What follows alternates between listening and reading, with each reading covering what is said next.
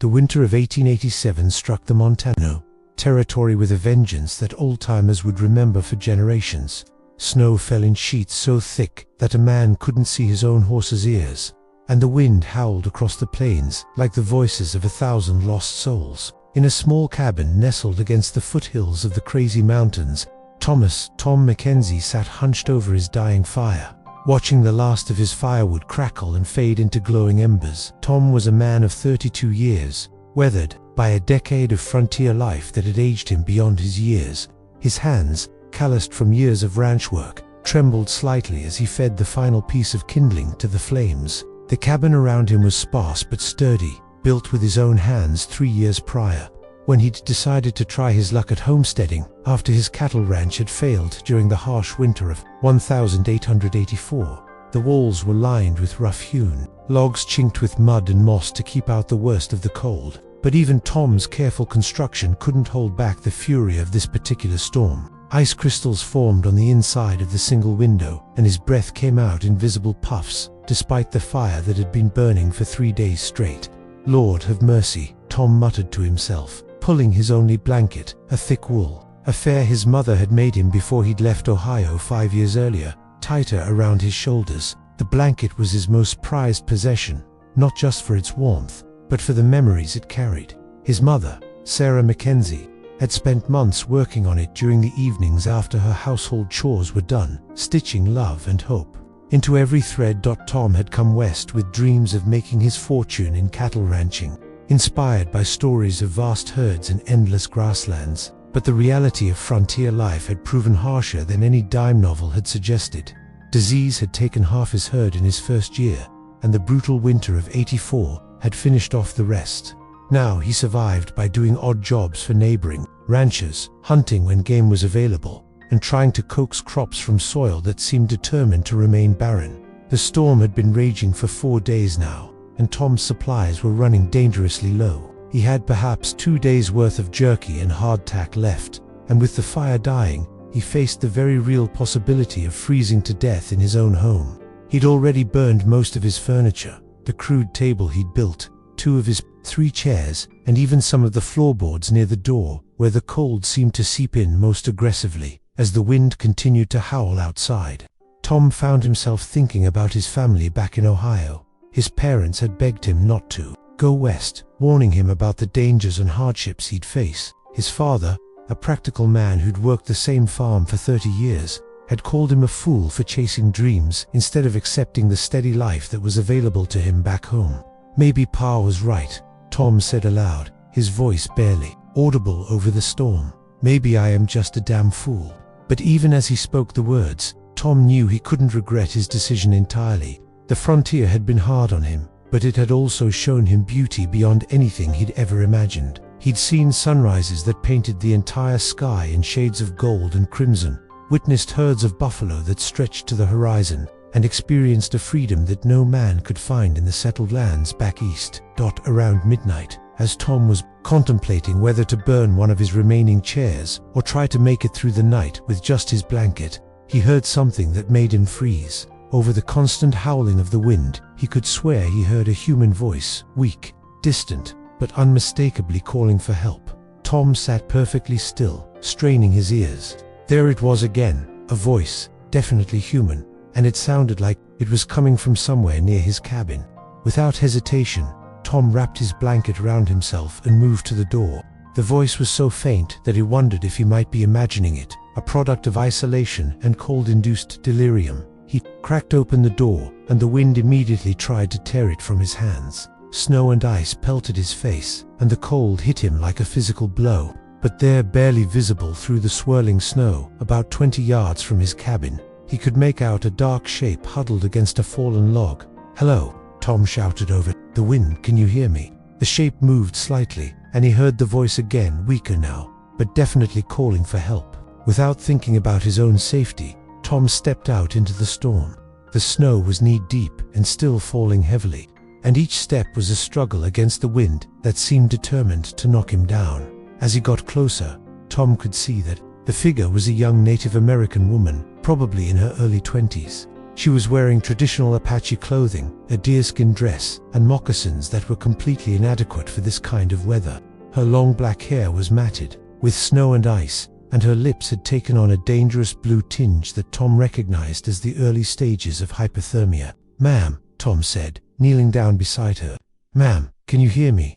The woman's eyes fluttered open, and Tom was struck by their intelligence and strength, even in her weakened state. She tried to speak, but her voice was barely a whisper, and Tom couldn't make out the words over the wind. Without hesitation, Tom scooped the woman up in his arms. She was lighter than he'd expected, and he realized with alarm that she was probably severely malnourished as well as frozen. Carrying her was awkward with the blanket wrapped around him, but he managed to stumble back through the snow to his cabin. Once inside, Tom gently laid the woman down near the dying fire and quickly added the last of his kindling to coax the flames back to life.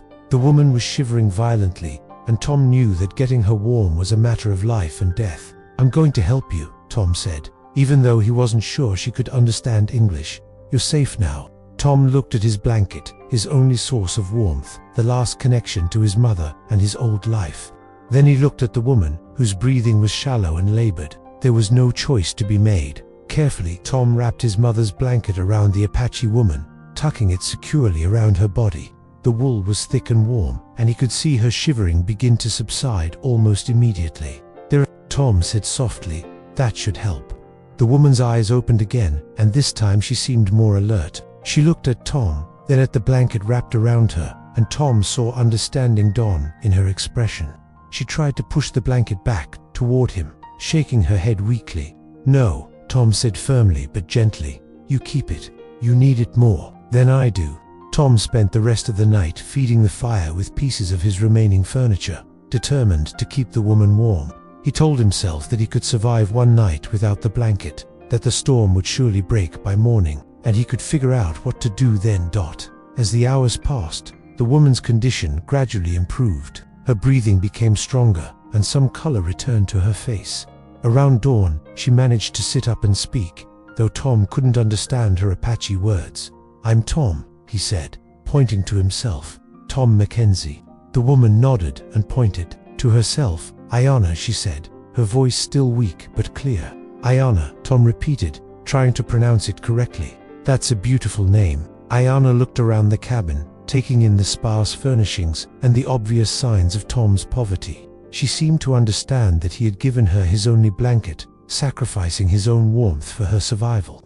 Her eyes filled with tears, and she reached out to touch Tom's hand. "Thank you," she said in heavily accented but clear English, surprising Tom. "You speak English?" "Some," Aiyana replied. "Learn from ... traders, missionaries." Tom nodded. "Well, Aiyana, you're welcome to stay here until the storm passes. It's not much, but it's warm and dry." Aiyana shook her head and tried to stand, but her legs were still too weak. "My people," she said. "They worry. Must go." "Not in this storm," Tom said firmly. "You'll die out there. Your people will understand." As if to emphasize his point, a particularly strong gust of wind rattled the entire cabin, and snow continued to fall heavily outside the window. Aiyana looked at Tom for a long moment, studying his face. She seemed to be making some kind of decision. Finally, she nodded. "One night," she said, "then go." Tom smiled. One night, it is. As the day wore on, the storm showed no signs of abating. Tom shared his meager supplies with Aiyana, giving her the larger portion of jerky and hardtack. Despite her protests, they communicated through a mixture of English, gestures, and drawings in the dirt floor of the cabin. Tom learned that Aiyana had been traveling with a small group of her people when the storm hit. They had become separated in the blizzard, and she had been wandering for 2 days before collapsing near his cabin. She was worried about her family, but she also seemed to understand that venturing out in the storm would be suicide. "Your blanket," Aiyana said as evening approached, "is special, I see." Tom looked at the wool blanket wrapped around her shoulders. "My mother made it before I came west. She'll love you very much," Aiyana said simply. "Yes," Tom replied, his voice thick with emotion. "She did. You give me love of mother," Aiyana continued. "It's a sacred gift." Tom felt tears prick his eyes. He hadn't thought of it that way, but Aiyana was right. In giving her the blanket, he had shared something precious and irreplaceable. That night, As they settled down to sleep, Tom on the hard floor near the fire, Aiyana wrapped in the blanket on his simple bed, Tom felt a strange sense of peace despite his dire circumstances. He had done the right thing. He knew that. Whatever happened to him, he had saved a life, and that had to count for something. As he drifted off to sleep, listening to the storm rage outside, Tom had no idea that his simple act of kindness was about to change his life in ways he could never have imagined. Tom awoke to an unusual sound: silence. After 5 days of constant wind and snow, the sudden absence of the storm's fury was almost deafening. Pale morning light filtered through the ice-covered window, and Tom could see that the snow had finally stopped falling. Aiyana was already awake, sitting on the edge of the bed with the blanket still wrapped around her shoulders. She looked much better than she had the night before. Her color had returned, and her eyes were bright and alert. "Storm is finished," she said, looking toward the window. Tom sat up, immediately feeling the cold air that had settled in the cabin overnight. Without the blanket, and with the fire reduced to barely glowing embers, the temperature inside wasn't much warmer than outside. "Yes," Tom agreed, trying to keep his teeth from chattering. "You should be able to find your people now." Aiyana stood and walked to the window, looking out at the transformed landscape. Snow had drifted against the cabin walls, reaching nearly to the windowsill in some places. The world outside was a pristine white wilderness, beautiful but treacherous. "Is deep," Aiyana observed. "Will be hard travel." Tom joined her at the window, and together they surveyed the scene. The snow was indeed deep, probably 3 feet or more in most places, with drifts that could easily swallow a horse and rider. "Maybe you should wait another day," Tom suggested. "Let it settle some." Aiyana shook her head. "My people think I am dead. They mourn. I must go." She turned to face Tom, and he could see the determination in her eyes.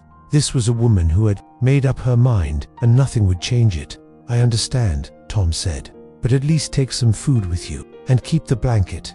"No," Aiyana said firmly. "Blanket is yours. It's from your mother, and I gave it to you," Tom replied, just as firmly. "It's yours now."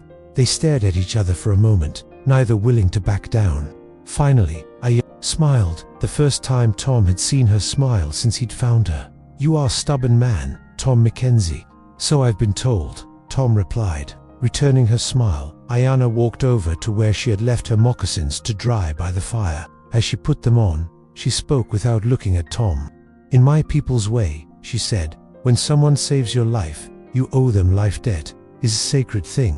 "You don't owe me anything," Tom said. "Any decent person would have done the same." Aiyana looked up at him, her expression serious. "You think all white men would give only blanket to Apache woman in storm that could kill them?" Tom considered this. He knew the answer, and so did she. Relations between white settlers and the Apache had been tense for years, marked by mistrust, violence, and prejudice on both sides. Many white men would have left Aiyana to die in the snow, and many Apache would have done the same to a white man. "Maybe not," Tom admitted. "Not maybe," Aiyana said. "Definitely not. You are a different man, Tom McKenzie. You see person, not enemy." Tom felt uncomfortable with the praise. He hadn't thought of his actions as particularly noble. He had simply done what felt right. "I just couldn't let you freeze to death," he said. "And that," Aiyana replied, "is why you are different." Aiyana finished putting on her moccasins and stood. She unwrapped the blanket from her shoulders and held it out to Tom. "Please," she said, "take blanket. I cannot carry debt and gift both." Tom looked at the blanket, his mother's blanket, the last tangible connection to his old life. Then he looked at Aiyana, standing in his cabin in clothes that were still damp and inadequate for the cold outside. "Keep it," he said, "please. It would make me happy to know it's keeping you warm." Aiyana's eyes filled with tears. She clutched the blanket to her chest and nodded. "I will treasure it," she said, "always." Tom helped Aiyana prepare for her journey, giving her half of his remaining food and a pair of his socks to wear inside her moccasins. It wasn't much, but it was all he could spare. As they stood at the door, ready to say goodbye, Aiyana took Tom's hands in hers. "You saved my life," she said. "In Apache way, this means we are connected. Always, you understand?" Tom nodded, though he wasn't entirely sure he did understand. "If you ever need help," Aiyana continued, "if you ever in danger, call my name to the wind. I will know. I will come." "Aiyana," Tom said. "That's very kind, But is not kindness, Aiyana interrupted, is sacred promise. You gave me life, I give you same. She reached into a small pouch at her waist and pulled out a small piece of turquoise, carved in the shape of a feather. Take this, she said, pressing it into Tom's palm. This symbol of my promise. Keep always. Tom looked down at the carved stone. It was beautiful, polished smooth and carved with intricate detail. I can't take this, he said. It must be valuable. Is priceless. Aiyana agreed. That is why you must take sure you understand. Promise is real. Tom closed his fingers around the turquoise feather. I understand. Aiyana smiled and kissed Tom's cheek gently. Goodbye, Tom McKenzie. Until we meet again. Goodbye, Aiyana. Be safe. Tom watched from his doorway as Aiyana made her way through the deep snow. The blanket wrapped around her like a colorful beacon against the white landscape.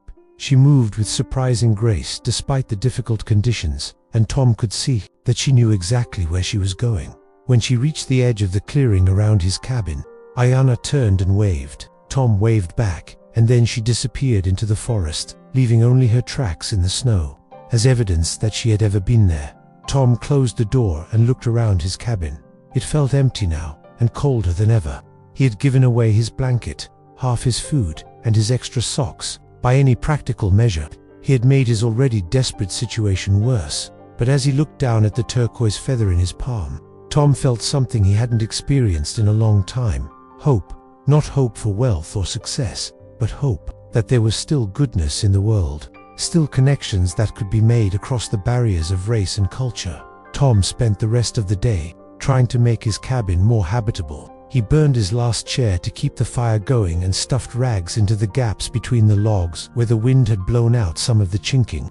As night fell, he wrapped himself in his spare shirt and coat and tried to sleep on the hard floor. Near the fire, the next few days were the hardest of Tom's life. Without his blanket and with his food supplies exhausted, he was reduced to melting snow for water and trying to catch small game with improvised snares. The cold was constant and brutal, and there were moments when Tom wondered if his act of kindness had been a death sentence for himself. On the fourth day after Aiyana's departure, Tom woke to find that his fire had died completely during the night. His hands were so cold that he could barely move his fingers, and he realized with growing alarm that he might be in the early stages of hypothermia himself. As he struggled to restart the fire with his remaining matches, Tom found himself thinking about Aiyana's promise. Call my name to the wind, she had said. I will know, I will come. Tom almost laughed at the absurdity of it. Aiyana was probably 50 miles away by now, reunited with her people and getting on with her life. The idea that she would somehow hear him calling her name was ridiculous. But as his third match failed to catch and he realized he only had 2 left, Tom found himself whispering her name. Aiyana, he said softly. I could use some help here. The fourth match caught, and Tom managed to get a small fire started with some bark shavings and twigs. As the flames grew, he felt a little foolish for having called out to someone who couldn't possibly hear him. But later that afternoon, as Tom sat huddled by his fire trying to conserve what little energy he had left, he heard something that made his heart race. The sound of horses approaching through the snow. Tom looked out his window and saw something that made him question his sanity. A group of Apache riders was approaching his cabin, led by a familiar figure wrapped in a colorful wool blanket. Aiyana had returned, and she hadn't come alone. Tom stumbled to his door, hardly believing what he was seeing. Aiyana sat astride a painted pony, his mother's blanket draped around her shoulders like a badge of honor. Behind her rode 6 Apache warriors, their faces painted for travel, leading pack horses loaded with supplies. Aiyana, Tom called out, his voice weak from days of poor nutrition and cold. She dismounted gracefully and approached the cabin, her expression a mixture of concern and determination. The warriors remained mounted but alert, their eyes scanning the area with the practiced vigilance of men who had lived their entire lives on the frontier. Tom McKenzie, Aiyana said, her voice carrying clearly across the snow. You look like a man who has not eaten in many days. Tom tried to straighten up, to present a stronger appearance, but his legs were shaky and his hands trembled from more than just the cold. I'm fine, he said, though they both knew it was a lie. Aiyana studied his face, taking in the hollow cheeks, the dark circles under his eyes, and the way he leaned against the doorframe for support. You are not fine, she said simply. You are dying. One of the warriors spoke to Aiyana in Apache, his tone urgent. She responded in the same language, gesturing toward Tom and then toward the cabin. Tom couldn't understand the words, but he could sense the debate taking place. "What's going on?" Tom asked. "My brother, Nolnish," Aiyana said, indicating the warrior who had spoken. "He says I am foolish to return to help white man. Says white men cannot be trusted, that you will bring soldiers to our camp." Tom felt a stab of fear. He had heard stories of what happened to white men who were perceived as threats by Apache war parties. "I would never," Tom began. "I know," Aiyana interrupted. "I tell him about blanket, about how you give only warm thing you have to save Apache woman you never see before. I tell him you are different." She spoke again to her brother in Apache, her voice firm and authoritative. Tom was surprised by the respect the warriors showed her clearly. Aiyana held significant influence within her group. After several minutes of discussion, Nolnish nodded reluctantly and dismounted. The other warriors followed suit, and they began unloading supplies from the pack horses. "What's happening?" Tom asked. "We make camp," Aiyana said. "You need food, warmth, medicine. We provide." "I can't accept you can and you will," Aiyana said firmly. "Is not charity, is payment of debt." Tom watched in amazement as the Apache warriors efficiently set up a temporary camp around his cabin. They worked with practiced precision, each man knowing exactly what needed to be done. Within an hour, they had erected several small shelters, built a large fire pit, and begun preparing food. Nolnish approached Tom, carrying a bundle of furs and blankets. He was a man of perhaps 40 years, with intelligent eyes and the bearing of someone accustomed to command. When he spoke, his English was heavily accented but clear. "Sister says, you give sacred blanket," he said, studying Tom's face. "Says you choose to freeze rather than let Apache woman die. Any decent person would have done the same," Tom replied. Nolnish shook his head. "No, most white men, they see Apache woman in snow. They keep riding. Maybe some stop to take scalp. For bounty." Tom felt sick at the thought. "I'm not most white men." "No," Nolnish agreed. "You are not. That is why we come." He handed Tom the bundle of furs. "For tonight, tomorrow we bring more." That evening, Tom found himself sitting around a fire with 6 Apache warriors, sharing a meal of venison stew and corn cakes that tasted better than anything he had eaten in months. The warmth from the fire and the food in his belly made him feel more human than he had in days. Aiyana sat beside him, still wearing his mother's blanket. She had been quiet during the meal, but Tom could sense that she was planning something. "Tom McKenzie," she said finally, "I must ask you something important." "What is it?" "Winter is long. Snow will not melt for many weeks. You have no food, no warm clothes, no wood for fire. You will die if you stay here alone." Tom knew she was right. His situation was desperate and getting worse every day. "What are you suggesting?" he asked. "Come with us," Aiyana said. "To our winter camp. You will be safe, warm, fed. When spring comes, you can return."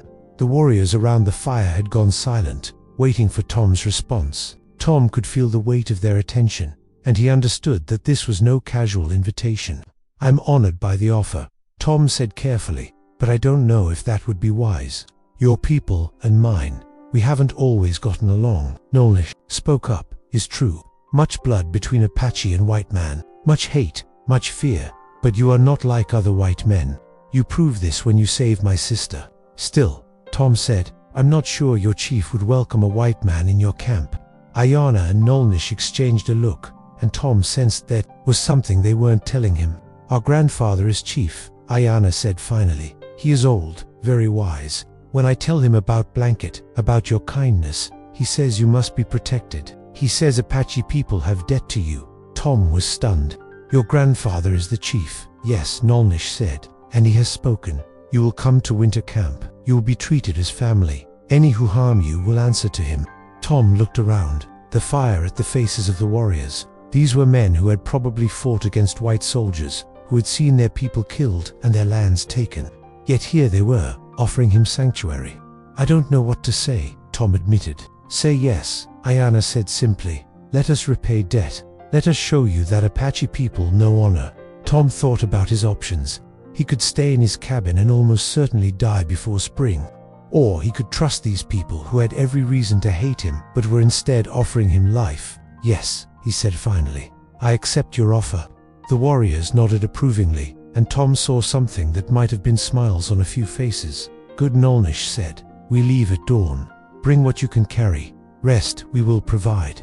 That night, Tom slept better than he had in weeks, wrapped in warm furs beside a well-tended fire. But his sleep was filled with dreams of his mother, and he wondered what she would think of her son accepting help from people she had probably been taught to fear. When Tom woke at dawn, he found the Apache camp already bustling with activity. The warriors were packing supplies and preparing the horses for travel. Aiyana approached him with a steaming bowl of something that smelled wonderful. "Eat," she said. "Long ride ahead." As Tom ate, he watched the efficient way the Apache broke camp. Every movement had purpose. Every action was coordinated. These were people who had lived nomadic lives for generations, and it showed in their expertise. "Ready?" Nolnish asked, leading a gentle mare toward Tom. Tom looked back at his cabin, the home he had built with his own hands, the symbol of his dreams of making a life on the frontier. It looked small and pathetic compared to the vast wilderness around it. "Ready," Tom said. As they rode away from the cabin, Tom felt a strange mixture of sadness and anticipation. He was leaving behind his old life, but he was also embarking on an adventure that few white men had ever experienced. Aiyana rode beside him, his mother's blanket bright against the white snow. "You are nervous," she observed. "A little," Tom admitted, "is natural. You go to a place where no white man has been welcome, but you will be safe. I promise." "How can you be so sure?" Aiyana smiled. "Because you gave Apache woman your mother's love. That is sacred gift. My people understand sacred gifts." As they rode deeper into the wilderness, Tom began to see signs of the Apache camp long before they reached it. Smoke rising from hidden fires, the tracks of many horses, and eventually, scouts who appeared and disappeared like ghosts among the trees. When they finally crested a ridge and looked down into a sheltered valley, Tom gasped at what he saw. The Apache winter camp was larger than he had expected. Dozens of wickiups arranged in careful patterns, hundreds of horses grazing in protected areas, and people going about their daily activities with the same efficiency he had observed in Nolnish's group. "Welcome to our home," Aiyana said. As they rode down into the valley, Tom noticed that people were stopping their activities to stare at him. Children pointed and whispered. Women gathered in small groups to discuss this unprecedented sight, and warriors watched with expressions that ranged from curiosity to suspicion. But as they approached the center of the camp, Tom saw an elderly man emerge from the largest wickiup. He was clearly very old, his hair white as snow, but his bearing was still proud and commanding. This had to be the chief, Aiyana's grandfather. The old man walked directly to Tom's horse and looked up at him with eyes that seemed to see everything. "You were the one who gave the blanket," he said in perfect English. "Yes, sir," Tom replied, dismounting and standing before the chief. The old man studied Tom for a long moment, then nodded approvingly. "I am Chief Cochise," he said. "You are welcome. In our camp, Tom McKenzie, ye have shown that the heart can be stronger than the color of skin." That night, as Tom sat in a warm wickiup, eating a feast prepared in his honor and listening to stories told around the fire, he reflected on the strange turn his life had taken. A week ago, he had been a failing homesteader facing death by freezing. Now, he was an honored guest in an Apache camp, treated with respect and kindness by people who had every reason to distrust him. And it all started with a simple act of kindness, giving his only blanket to a stranger in need. As he drifted off to sleep on a comfortable bed of furs, Tom heard the wind whistling through the valley. But instead of the lonely, threatening sound he had grown accustomed to, it now sounded like a lullaby, promising warmth and safety through the long winter ahead. Outside his wickiup, Tom could hear the sounds of the camp settling down for the night. Children being tucked into bed, adults speaking in low voices around dying fires, horses nickering softly in their shelters. It was the sound of community, of belonging, of home. Tom smiled as he closed his eyes. Tomorrow would bring new challenges and new experiences, but tonight he was warm, fed, and safe. And all because he had chosen compassion over self-preservation on a cold winter night. The Apache had a saying.